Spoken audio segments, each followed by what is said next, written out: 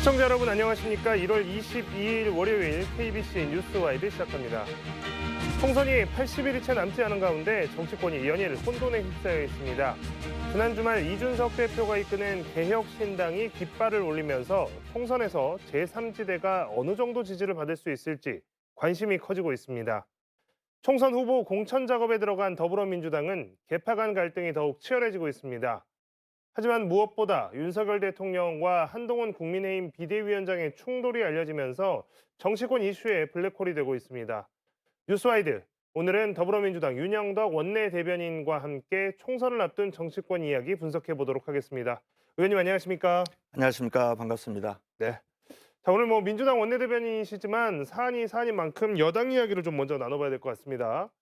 앞서 언급한 대로 여권뿐만 아니라 정치권 전체를 깜짝 놀라게 한 뉴스가 있었습니다. 대통령실이 한동훈 국민의힘 비대위원장에게 사퇴를 요구했고 한 위원장이 이를 거부했다는 소식이었습니다. 관련해서 오늘 아침 한동훈 비대위원장의 출근길 발언을 듣고 오도록 하겠습니다. 저는 4월 10일 총선이 우리 국민과 이 나라의 미래를 위해서 정말 중요하다고 생각합니다. 그렇기 때문에 제 모든 것을 아낌없이 쏟아붓겠다는 각오로 이 자리를 받아들였고, 제가 부족하지만 그동안 최선을 다해왔습니다. 저는 선민후사하겠습니다. 제가 사퇴 요구를 거절했기 때문에 구체적인 내용에 대해서는 말씀드리지 않겠습니다. 당은 당의 일을 하는 것이고 정은 정의 일을 하는 것이 국민을 위한 정치를 하는 길입니다.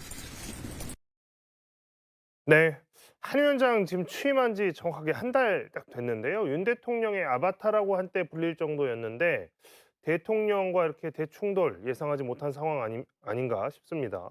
일각에서는 약속된 각본에 의해 짜고 치는 거 아니냐 이런 분석까지도 나오고 있는 상황인데요. 의원님께서는 이번 논란 어떻게 보고 계십니까? 윤석열 대통령 취임한 지 1년 8개월입니다. 이게 집권 후반기도 아니고 집권 초 전반기에 이렇게 대통령과 집권 여당 간에 충돌이 벌어지는 초유 사태를 마주하고 있는데요. 국민들 입장에서는 참으로 씁쓸할 것 같습니다. 지금 상황에서 대통령과 집권 여당이 자리다툼하듯이 그렇게 우두머리 뽑는 그런 경쟁을 해야 될 때인가 하는 생각에서 새해 벽두부터 정말 좀 기분 나쁜 뉴스를 접하고 있다 이런 생각을 하실 텐데요. 많은 분들이 예상을 하는 것처럼 이게 도대체 어찌 된 일일까 이런 많이 궁금해하시는 것 같아요. 뭐 크게 보면 세 가지 정도를 예측을 해볼 수 있을 텐데, 정말 윤석열 대통령이 한동훈 비대위원장을 내치려고 하는 것인가? 근데 이것도 어느 정도 일리가 있는 것 같아요. 왜냐하면 윤석열 대통령 취임 이후에 벌써 집권 여당인 국민의힘 대표가 5번째지 않습니까? 그래서 한동훈 비대위원장도 내치지 말란 법은 없지 않겠나 하는 생각이 들고, 또 두 번째 예측되는 것은 한동훈 비대위원장 취임 이후에 소위 김건희 여사에 대한 대통령의 생각과 한동훈 비대위원장의 생각이 달라진 거 아니냐. 그런 것 때문에 윤석열 대통령이 한동훈 비대위원장에 강력한 경고를 보낸 거 아닌가 하는 문제가 예측이 있고요. 또 세 번째로는 일각에서 나오는 것처럼 이게 약속 대련 아니냐. 소위 침체된 정부와 여당의 지지율을 끌어올리기 위한 짜고 치는 고스톱이다 이런 이야기도 나오는데, 오늘 앞에서 한동훈 위원장 인터뷰에 봤습니다마는 이게 본인이 분명하게 사퇴 요구를 거절했다 이렇게 표현을 했거든요. 다른 무엇을 떠나서 이것은 대통령이나 대통령실 소위 공무원들이 갖고 있는 정치적인 중립 의무를 명백하게 위반한 그런 행위라고 생각을 합니다. 당무에 아무 거리낌 없이 이렇게 개입하는 대통령, 집권 여당의 대표를 자기 입맛에 맞지 않는다고 사퇴를 요구하는 이런 상황이 지극히 비정상적인 상황이다. 이렇게 말씀드릴 수밖에 없고요. 이 부분은 앞에서 말씀드렸다시피 국민들의 입장에서 보면 정말 꼴불견인 그런 상황 아닌가 이렇게 말씀드리고 싶습니다. 네. 자, 뭐 어쨌든 여파가 상당한 건 사실인 것 같습니다. 당장 오늘로 예정됐던 민생대책회의에 대통령이 불참을 했는데요. 뭐 감기 기운 때문이라고 이야기는 했지만 사실상 이번 논란과 관련해서 좀 불편한 것 아니냐 이런 의견들 분석들이 많이 나오고 있습니다. 대통령실도 어쨌든 한동훈 비대위원장 이렇게 이야기를 했으니까 대책을 고심하고 있을 텐데요. 앞으로 이 문제가 좀 어떻게 흘러갈까요? 전망을 해주신다면요. 오늘 이 방송 토론회에서 오면서 뉴스를 봤는데 한 언론 보도에 의하면 윤석열 대통령은 사퇴 요구를 한 것은 아니고 어 한동훈 비대위원장이 집권 여당인 국민의힘을 사당화하는 것에 대한 문제 제기를 한 거다. 이런 식의 언론 보도가 있더라고요.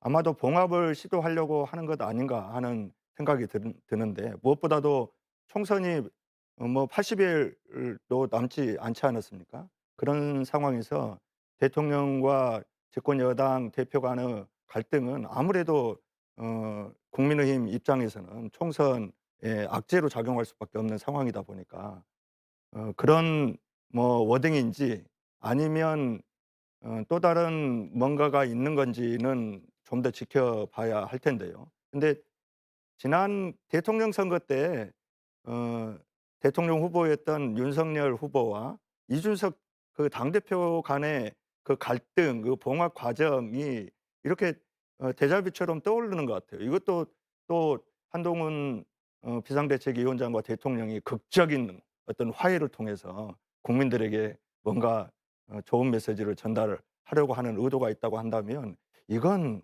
저는 우리 국민들 두 번 속지 않습니다. 그건 꿈 깨셔야 될 문제라고 생각합니다. 네. 자, 어쨌든 국민의힘 그리고 또 대통령실의 입장에서는 이 대통령실과 국민의힘이 상하 관계에 놓여 있는 거 아니냐. 일방적으로 지시하고 또 받아들여서 실행하는 이런 당 이런 그 정당 관계가 아니냐. 이제 이런 논란들이 쭉 있어 왔는데요. 이런 논란들 계속되는 거 보면 총선에 불리할 것 같은데 이런 이야기들이 계속 나오네요. 이게 지금 총선에 좀 전망을 해 보자면 이게 실제로 좀 영향이 있을까요? 어떻게 보십니까, 의원님? 어 우선 그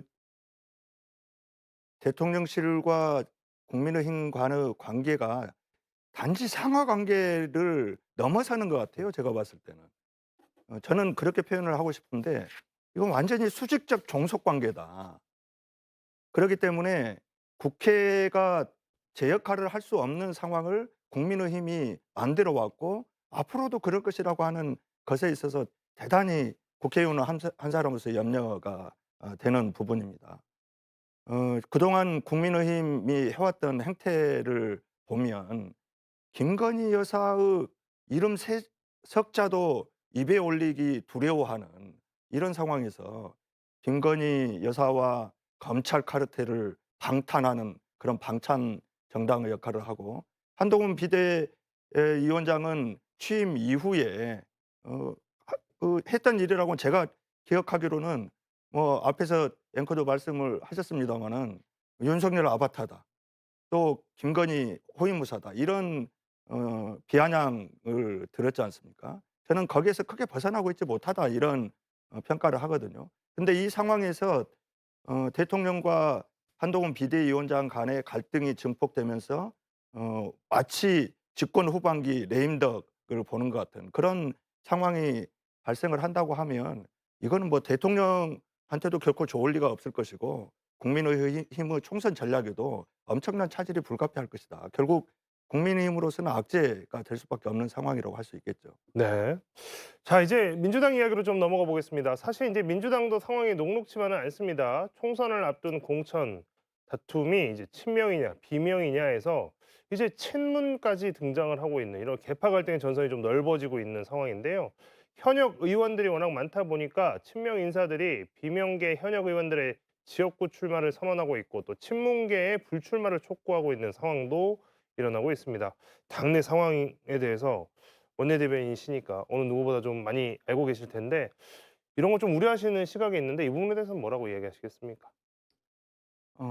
지금 상황은 총선을 앞두고 있고 또 총선에 그 출마하려고자 하는 뜻을 가진 당내 주자들이 공천 경쟁을 하고 있는 상황 아닙니까? 그런 상황이기 때문에 어쨌든 자신의 그 공천에서 경쟁 우위를 확보하기 위한 이런 다양한 시도들이 있는 것 같아요. 근데 실은 친명, 비명, 반명 뭐 이렇게 많이 언론에서도 구분을 하던데 저는 당내에서 그게 어떤 기준이 그런 구분을 가능케 하는지 잘 모르겠더라고요.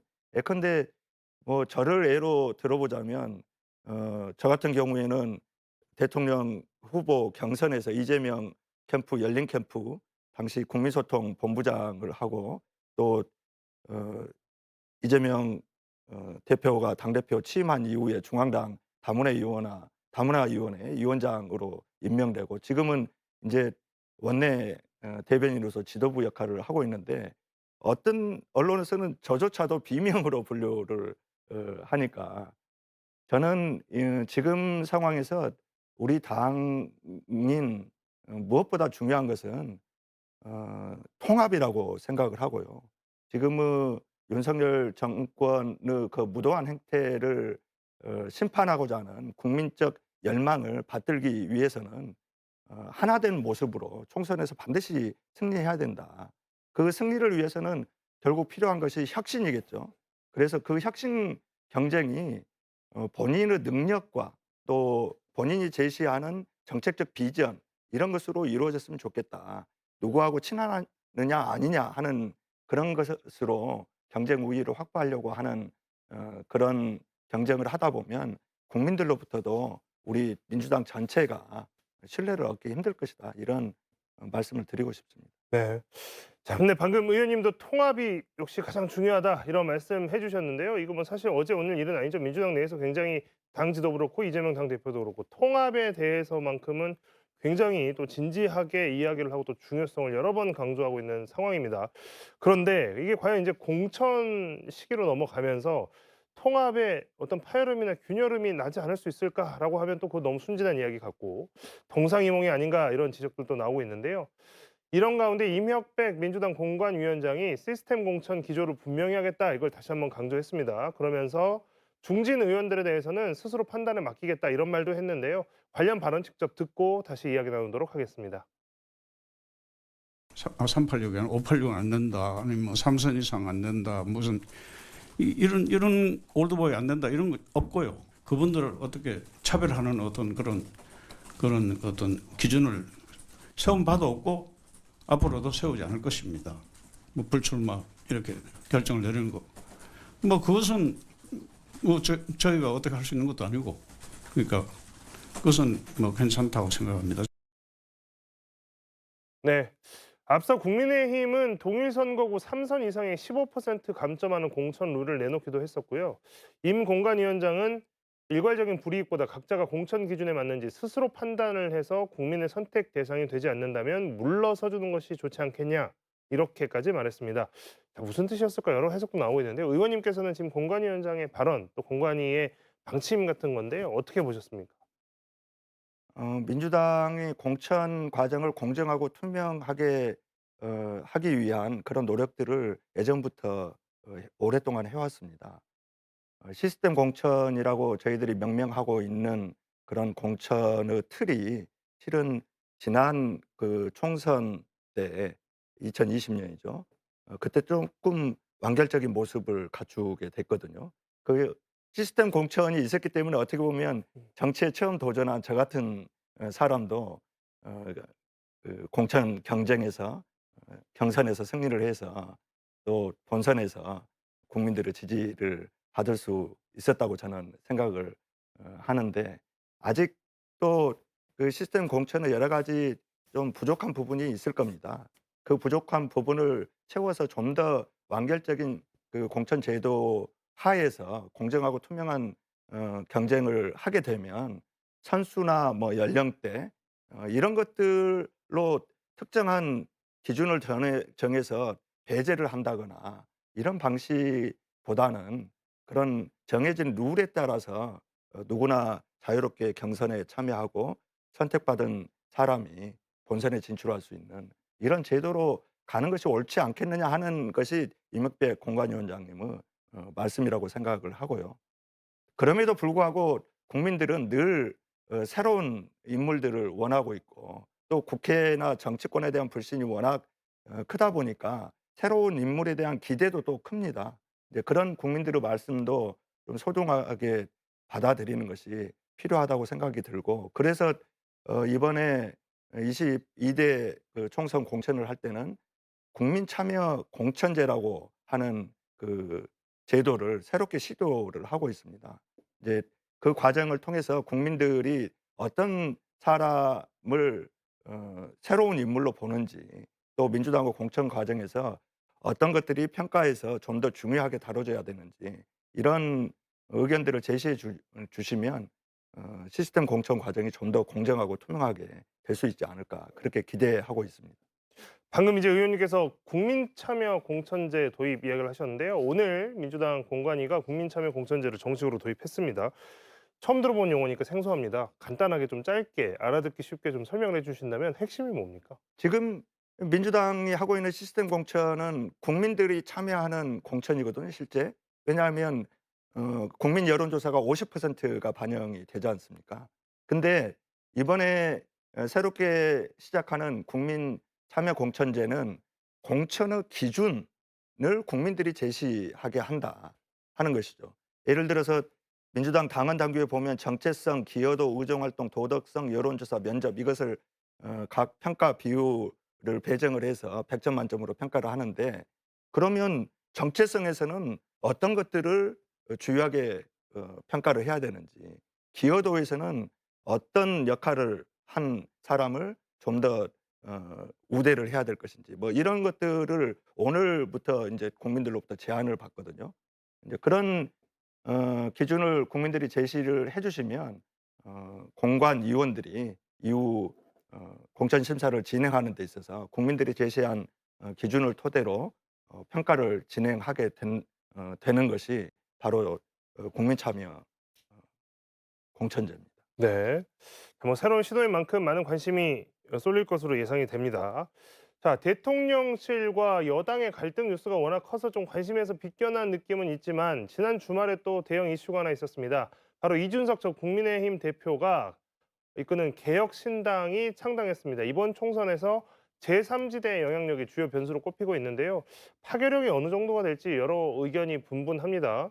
지금 이재명 대표가 목표로 하고 있는 민주당의 151석 과반 확보, 이게 또 제3지대 영향을 받을 수밖에 없는 상황이고요. 그래서 의원님 보시기에는 실제로 이준석 대표의 개혁신당을 비롯해서 제3지대 창당이 영향력이 얼마나 될지, 또 그게 또 민주당의 총선 목표에 어떤 영향을 줄지 이런 부분 고민을 많이 해보셨을 텐데요. 좀 어떻게 예상하고 계십니까? 이준석 그 대표 개혁신당 또 이낙연 전 대표의 신당 창당 그 외에도 제3지대를 표방하는 그런 정당 창당 작업이 우후죽순으로 진행이 되고 있는데요. 성공 여부뿐만이 아니고 그것이 기존 정치판에 어떤 영향을 미칠 것인가 하는 것은 결국 어 새롭게 창당되는 그런 신당들이 국민들의 뜻에 얼마나 부합하는 그런 정치적인 비전을 제시하고 또 참신한 정책과 공약을 제시하는가 거기에 따라서 달라질 수 있을 거라고 봅니다. 다만 그동안 역사적으로 보면 선거를 앞두고 많은 신당들이 창당이 됐지만 뭐 일부는 성공 적이었다 이런 평가도 받죠. 근데 그 결과를 보면 결국은 어 어느 한 당에 흡수되거나 그래서 역사상 사라졌습니다.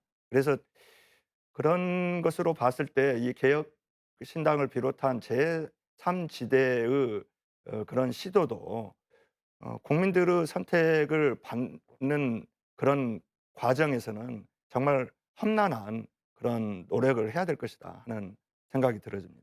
네. 자, 이제 이어서 지역 정치권의 상황도 조금 살펴보겠습니다. 광주 전남 여론조사 지난 연말 또 연초에 여러 언론사들이 다발적으로 진행을 했었는데요.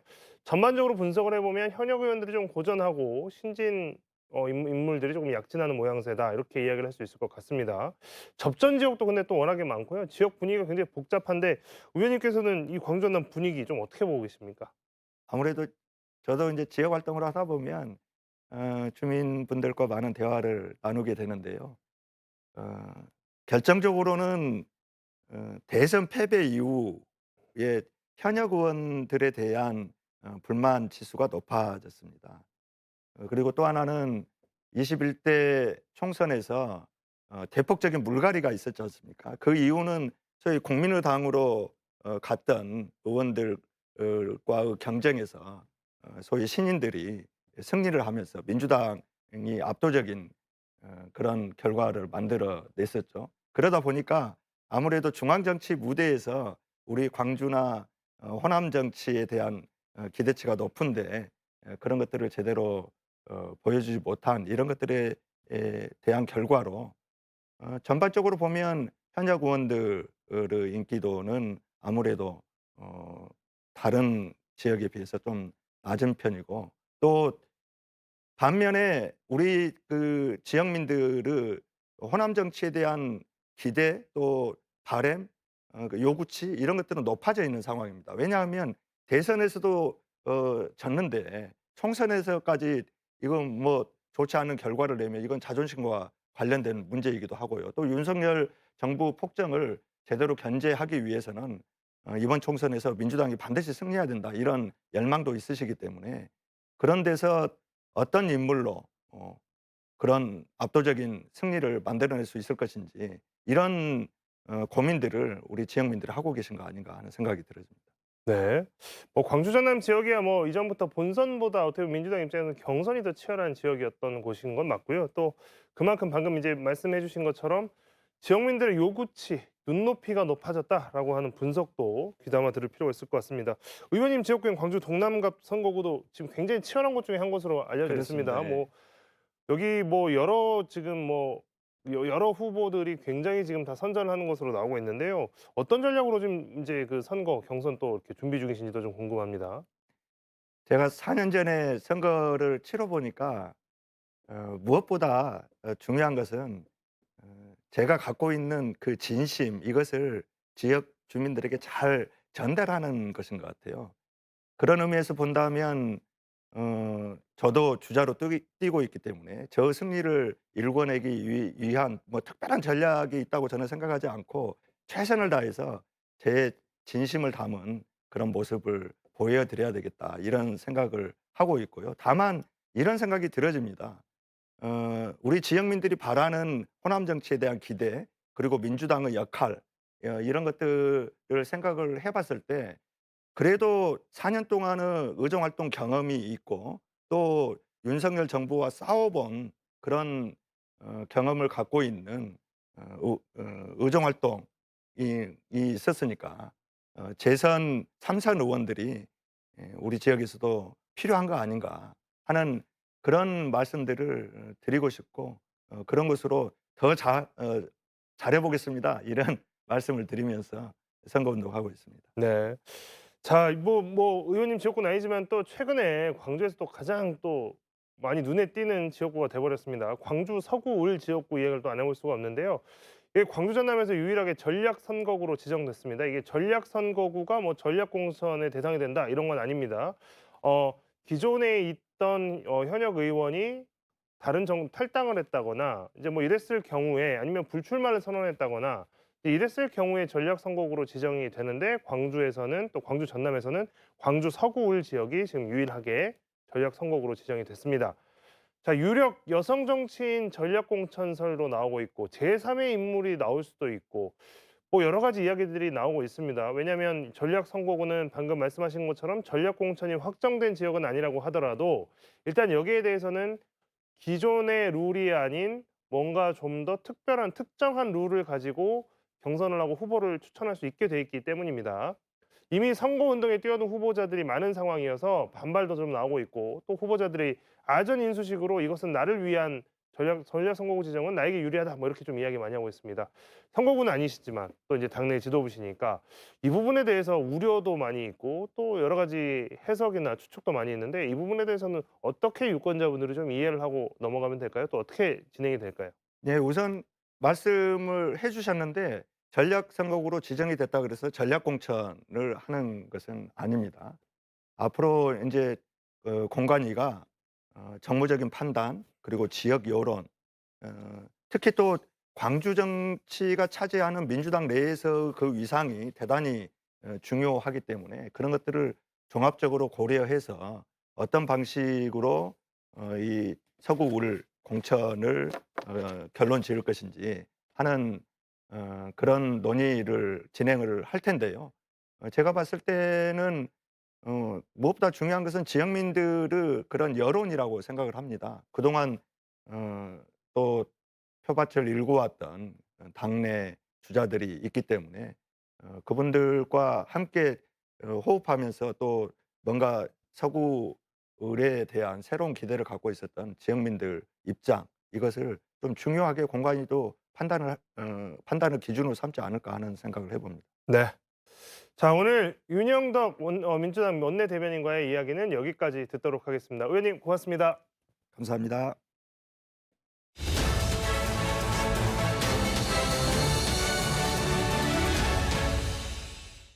서울광역방송센터입니다. 윤석열 대통령이 어제 이관섭 대통령실 비서실장을 통해 한동훈 국민의힘 비대위원장에게 물러나라고 사퇴를 요구한 것으로 전해졌습니다.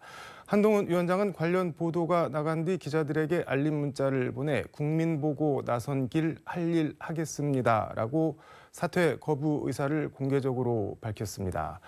총선을 80일도 안 남겨두고 여권 신구 권력이 정면 충돌하는 모양새를 보이고 있는데 이거를 어떻게 봐야 될까요? 어떻게 될까요? 여의도 초대석 정치구단 박지원 전 국가정보원장과 함께 관련 얘기 자세히 해보겠습니다. 원장님 어서 오십시오. 네, 안녕하세요. 이게 윤석열 대통령이 한동훈 위원장에 대한 기대, 지지, 모든 신뢰를 철회했다. 그리고 물러나라 이렇게 사퇴 요구를 전했다고 하는데 대통령실 비서실장을 통해서 그리고 한동훈 비대위원장은 내 발로는 안 나가겠다 이렇게 사퇴 거부 의사를 밝혔고 일단 이거 자체를 어떻게 봐야 될까요? 어떤 경우에도 한동훈 비대위원장은 물러갈 수밖에 없습니다. 대통령을 이기는 비대위원장도 없고 네. 대통령 중심제에서 특히 네. 2년도 아직 안 된 대통령이 물러가지도 질 수도 없잖아요. 권력의 속성입니다. 과거에 이해창 총리가 네. 김영삼 대통령을 들이받고 나오듯 결국 한동훈 비대위원장은 사퇴한다. 저는 그렇게 보고요. 네. 맨 처음부터 제가 예측을 했지 않습니까? 한동훈 비대위원장은 윤석열 대통령으로부터 두 가지 네. 명령을 받았다. 첫째는 김건희 특검 절대 하지 말아야 된다. 네. 두 번째, 용액관 공천을 받아들여야 된다. 만약 여기에서 한 가지만 하더라도 한동훈 비대위원장은 물러간다. 올 것이 온 거예요. 권력 투쟁의 산물로 한동훈 비대위원장은 물러가야 된다. 저는 그렇게 확신합니다. 올 것이 왔다고 보시는 그렇죠. 예.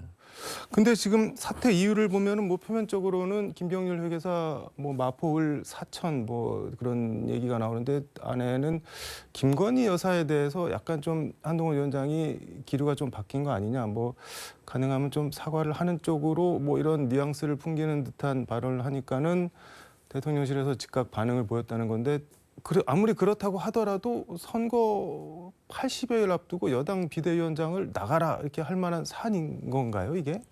선거 오늘 79일 남았는데요. 네. 얼마든지 비대위원장 감은 많습니다.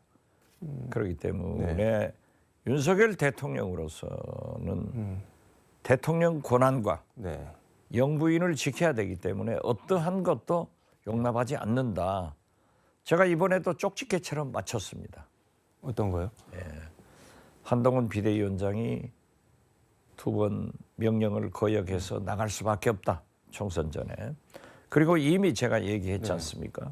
이수정 교수, 네. 김경률 비대위원장이 연기를 피우더라고요.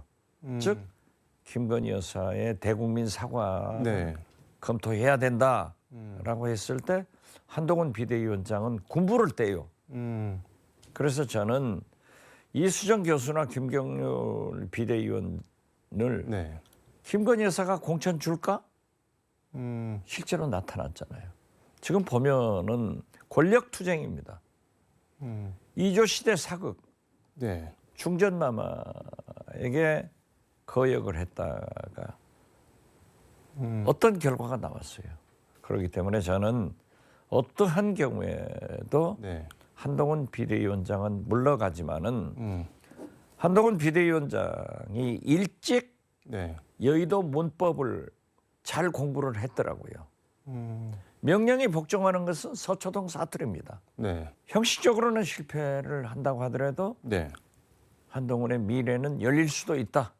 어떻게 됐든 뭐 이런 것 저런 것 필요 없이 한동훈 비대위원장이 하루속히 물러가는 것이 네. 수습하는 길이다. 저는 그렇게 봅니다. 아니 말씀 중에 김건희 여사가 공천을 줄까라고 하셨는데 김건희 여사가 공천 주는 사람은 아니잖아요. 뭐 아니죠. 근데 아니죠. 예. 그런데 국민 누가 믿어요? 김건희 여사 중전마마 네. 비웃장 거슬려 가지고 어떻게 살아남을 수 있어요? 이 권력에? 그러니까 일종의 영린을 건드렸다 뭐 그런. 그렇죠. 영린이죠. 근데 여권 관계자들, 고위 관계자들 나오는 발언을 보면은 한 위원장이 전국을 순회하면서 대권병에 걸렸다 뭐 이런 약간. 당연하죠. 제가 그 얘기도 했어요. 네. 태양은 둘이 아니다. 그렇기 때문에 현역 네. 지금 대통령이 임기 2년도 안 됐는데 태양으로 떠올라?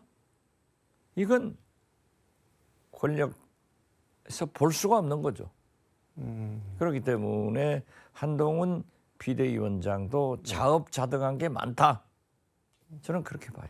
근데 저는 개인적으로 궁금한 게 일단 한동훈 비대위원장이 공개적으로 사퇴 거부 의사를 밝혔는데 윤석열 대통령은 그만하고 나가라 동훈아 그러면은 그냥 나갈 줄 그렇게 생각을 하셨을까요? 그러면은? 물론 네. 저항을 하겠죠. 그렇지만 저항해봐야 네. 대통령 중심제에서 2년도 못 된 대통령이 네. 특히 윤석열 대통령 김건희 여사가 네. 그걸 용납하겠느냐 이거죠. 가장 아킬레스건인 김건희 디올백 사과를 네. 김경률 이수정 교수와 모락모락 피워나갔고 또 특검에 대해서도 총선 후에 네. 특검을 받자 하는 것도 연기를 피웠잖아요. 그걸 가지고도 윤석열 대통령이 벼락같이 화를 냈다는데 네. 더 나아가서 지금 현재 2년도 안 된 대통령이 용산에 앉아 있는데 전국 돌아다니면서 내가 태양이다? 태양은 둘 아니에요. 그렇기 때문에 2인자라고 하는 것이 네. 얼마나 어려운가를 모르는 거예요. 그래서 저는 거듭 말씀드리지만은 한동훈 비대위원장은 사퇴하고 자업자득한 것도 있다.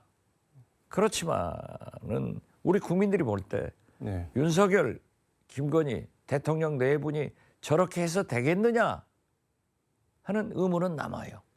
근데 한동훈 위원장 말씀하신 김건희 여사 디올백 명품백 관련한 거 보면 18일 날 전후 과정에서 분명히 아쉬운 점이 있고 국민들이 걱정하실 만한 부분이 있다고 생각한다. 그리고 19일에는 국민 눈높이에서 생각할 문제다. 그냥 좀 국민들 눈에서 한번 바라봐 주시라. 이 정도 말도 여당 비대위원장이 못 하나요? 국민 눈높이에 맞는 말이에요. 네. 국민 눈높이에 민심을 쫓아가자는 거 아니에요? 네. 그렇기 때문에 제가 한동훈 비대위원장이 서초동 사투리 버리고 여의도 문법, 여의도 사투리를 빨리 터득게 한 거예요. 민심을 가지고 가자. 그런데 대통령은 죽어도 안 된다. 김건희 문제만은 안 된다. 그리고 용액관 네. 공천해야 된다. 이 두 가지 명령을 주었는데 이걸 거역하면서 전국을 돌아다니면서 태양이 또 하나 있는 것처럼 하면은 대통령이 좋겠냐 이거죠. 김건희 여사가 용납하겠냐. 그러니까 물러가는 거예요. 이건 국민을 졸로 보는 거예요. 그래 모든 문제는 대통령과 영부인에게 있지만은 실제로 책임은 누가 져야 돼요? 한동훈 비대위원장이 물러갈 수밖에 없다. 저는 그렇게 봐요. 유승민 전 의원 같은 경우는 페이스북에 대통령 자신이 만든 김기현 전 대표 내쫓고 직속부와 한동훈을 내리꽂은 지가 한 달도 안 됐는데 또 개싸움이냐, 뭐 검사들 수준 이거밖에 안 되냐, 아주 원색적으로 비난을 했던데. 원색적으로 비난이 아니라 사실을 말씀하셨어요. 김기현 네, 대표도 다 못 나오게 해놓고 네. 만들어줬잖아요. 그리고 내보냈잖아요. 그리고 한동훈 또 했는데 네, 한 달 만에 최측근 비대위원장 시켜놓고 개싸움 아니라 권력 투쟁을 한 거예요.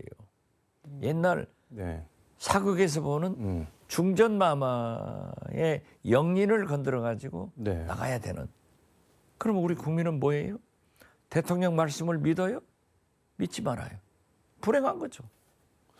한동훈 위원장이 안 나가고 버틸 수는 전혀 없다고 보시는 그건 거예요. 어떻게 버텨요? 음, 지금 국민의힘 현역 의원들이 벌떼같이 달라들 거예요. 중진들도 그렇지. 네, 자기들 치려고 했는데 벌떼같이 달라들어서 대통령 편들지 누가 한동훈 위원장 편들겠어요. 권력은 진짜 무섭습니다. 제2인자의 길을 간다는 것은 더 무서워요. 그렇게 되면은 공천이고 뭐고 그냥 용산에서 다 한다는 거 그냥 공개적으로 인정을 하는 모양새가 되는. 아니 그럼 공천이 네, 용산에서 한다는 건 몰랐어요? 다 알았죠. 그러니까 제가 네, 이수정 교수나 네, 김경률 비대위원이 뭐 국민 정서, 김건희 리스크, 디올백 네, 이런 문제를 할 때 제가 지적한 거 아니에요. 과연 김건희 여사가 두 분한테 공천 줄까? 현실로 나타나잖아요. 근데 지금 말씀하신 걸 들어보면은 그냥 뭐 딱 요약을 하면은 국민위에 김건희 이렇게 7자인데 그러면 총선을 어떻게 치르겠다는 건가요? 국민의힘은? 대통령께서는 네. 아직도 네, 국민을 절로 보시는 거예요. 그렇기 때문에 내가 네, 공천을 주면은 국민들은 지지한다. 이런 단순한 논리를 가지고 있어요. 그래서 어떤 권력도 네, 민심을 정치는 본직입니다. 음, 어떤 정책도 네, 민심을, 시장을, 경제는 본직이에요. 그런 것을 기본적인 것을 지금 망각하고 검찰총장 하듯 정치를 하는 거예요. 즉 수사하듯 정치를 하고 검찰 수사는 정치하듯 하는 것에서부터 윤석열 대통령의 실패는 눈에 보인다. 거기에다 영부인 말씀이라고 하면은 다 작아지잖아요. 그대 앞에만 서면 작아지는 거예요. 조국 전 법무부 장관 같은 경우는 이거는 뭐 임기 후에 기소되어야 될 사안이고 임기 중이라도 탄핵 사유가 된다. 뭐 기소 사유, 탄핵 사유를 언급했는데 어떻게 보세요? 글쎄 뭐 탄핵을 지금 얘기하는 것은 네. 문제가 있지만은 이건 범죄 아니에요. 뇌물 받은 거 아니에요. 그리고 몰카에 속한 뭐 이런 얘기를 네, 대통령실에서 하는데 아니 몰카가 들어오게끔 대통령실은 뭐 했고 경호실은 뭐 했어요. 이번에 강성희 네, 신보당 국회의원 대통령하고 악수하면서 말 잘못했다고 들고 가버리잖아요. 네, 이건 과잉 경호예요. 현역 의원을 그럴 수 없는 거예요. 저는 그것을 보고 박정희 때 피스톨이라고 하는 박종규 경호실장, 네, 전두환 때 차지철 경호실장이 생활했나? 다 유명한 일화가 전두환은 장세동 장세동 경호실장은 그렇게는 하지 않으셨어요. 박종규, 차지철이 네, 유명하죠. 남산의 부장들이나 서울을 보면 보세요. 그런 게 나오잖아요.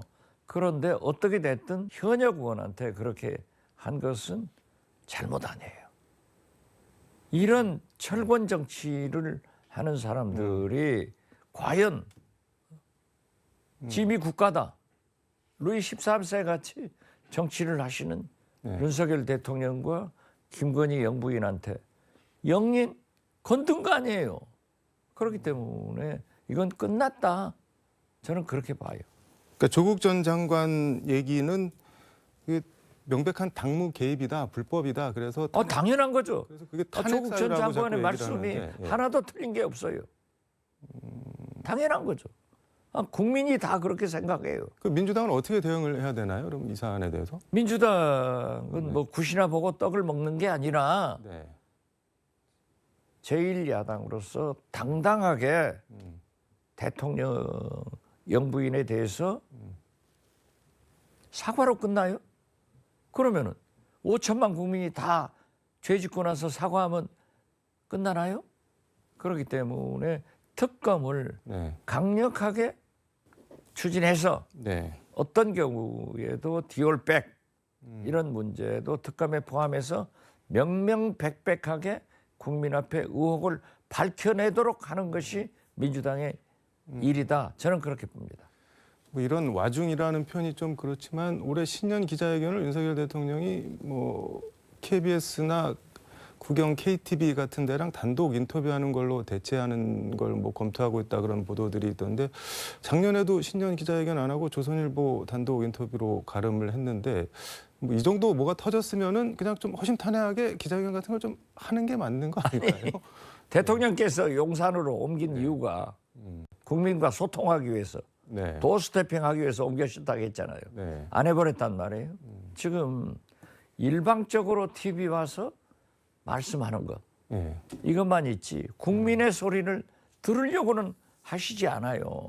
그러니까 국민 1호인 네. 기자들로부터 허심탄회한 질문을 받고 네. 답변을 해야 되는데 특히 금년에는 김건희 특검, 네. 명품백 이런 문제를 질문할 것 같으니까 네. 아예 안 하려고 하는 거 아니에요. 음. 그래서 소통하지 않는 대통령은 민주주의를 하지 않고 있다. 저는 그렇게 봅니다. 이준석 개혁 신당은 지난 토요일 국회에서 중앙당 창당대회를 열고 신당을 공식 출범했고 대표를 이준석 대표가 맡았는데 김종인 전 위원장은 창당대회하고 기자들 만난 자리에서 뭐 제3지대 합쳐지면은 한 5, 60석은 하지 않겠냐 뭐 이렇게 얘기하고 이낙연 전 대표도 뭐 라디오에서 총선 목표 최소 5, 60석이다라고 했는데 5, 60석을 할 수 있을까요? 근데? 저는 이준석 신당만 가지고도 영남 신당이기 때문에 네. 공천 학살되고 김건희 특검 음. 이런 문제가 있기 때문에 4, 50석 할 것이다. 네. 이렇게 보고 있습니다. 그러나 모든 빅텐트에 들어가기는 이준석 대표도 말씀했지만은 너무 늦었다. 그렇게 보고 이낙연 신당과는 과연 함께 갈 수 있을까? 거기에는 저는 좀 의구심을 갖고 있지만은 어떻게 됐든 낮은 단계의 연합은 할 것이다. 그렇게 봅니다. 또 이준석 대표가 이낙연 대표한테 출마해라 하고 원칙과 상식에서도 네.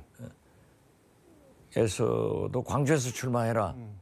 그러니까 지금 이낙연 대표가 광주 전북을 다녀갔습니다마는 네. 지금도 계시는지 모르지만 고민스러울 거예요. 신당은 한 석이라도 네. 필요하기 때문에 당대표가 나가서 당선돼야 돼요. 네. 그런데 이낙연 대표는 나갈 곳이 없어요. 그게 무슨 말씀인가요? 종로를 갈 수 있습니까? 고향 영광을 갈 수 있습니까? 광주를 갈 수 있습니까? 어렵다고요. 가는 거는 그냥 가서 출마를 하시면 되는 거 아닌가요? 그러면 당선돼야죠. 만약에 대표가 당선 안 되면 어떻게 되겠어요? 저는 어렵다고 봐요. 근데 이낙연 전 대표는 뭐 낙선이 두려워서 안 나가는 게 아니고 이제 만약에 대선을 나가시게 되면 3년 뒤인데 그러면은 그 전에도 종로에서 당선이 됐는데 대선 나간다고 그만뒀는데 또 국회의원직을 그만두는 거는 국민에 대한 예의가 아니다. 뭐 그런 취지로 말씀을 하시죠. 아마 그런 말씀을 네. 할 수 있지만은 지금 이낙연 대표가 네. 2, 3년 후에 대선 후보가 된다는 보장은 없잖아요. 그렇기 때문에 신당을 창당했으면 당연히 한 석이라도 더 많은 의석 확보를 위해서 대표가 나가줘야죠. 그런데 갈 곳이 없어요. 가더라도 네. 어려워요. 그렇기 때문에 그런 말씀을 하실 수는 있지만은 제가 볼 때는 굉장히 딱한 입장이다. 그렇게 생각합니다. 딱하다는 거는 뭐가 딱하다는 건가요? 가서 떨어지면 어떻게 돼요? 그리고 이준석 신당에서 지금도 좀 거리를 두려고 하잖아요. 네. 그렇게 이준석 신당이 죽으라고 창당해가지고 이낙연 대표한테 대통령 후보 줄까요? 나는 그건 아니라고 봐요. 뭐 골든 타임은 이미 지났다. 뭐 그런 얘기도 이준석 대표가 하기는 아무튼 이낙연 대표가 잘 되기를 바라지만은 지금 여건은 굉장히 어렵다. 그리고 지금도 그러잖아요. 지금도 윤석열, 김건희 이 두 분을 향해서는 거의 말씀을 아껴요. 못해요. 못할 이유가 뭐가 있나요? 글쎄요. 저도 몰라요. 뭐가 좀 꿀리는 게 있나 보죠. 알겠습니다. 오늘 말씀은 여기까지 듣도록 하겠습니다. 고맙습니다. 네, 감사합니다. 지금까지 서울광역방송센터에서 박지원 전 국정원장과 함께 전해드렸습니다.